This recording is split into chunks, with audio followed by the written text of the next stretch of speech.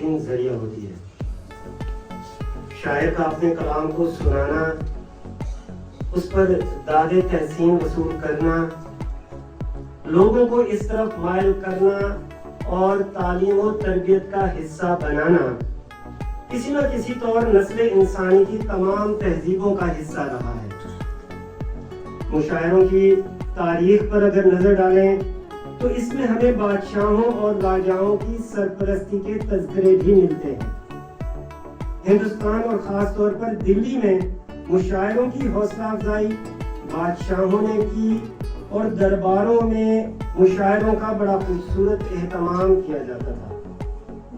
اساتذہ اپنے شاگردوں کی بھیڑ کے ساتھ ان مشاعروں میں شرکت کیا کرتے تھے اور آخری مغل بادشاہ ابو ظفر بہادر شاہ ظفر بھی ریاست اودھ کے ایک غیر معمولی شاعر کے طور پر جانے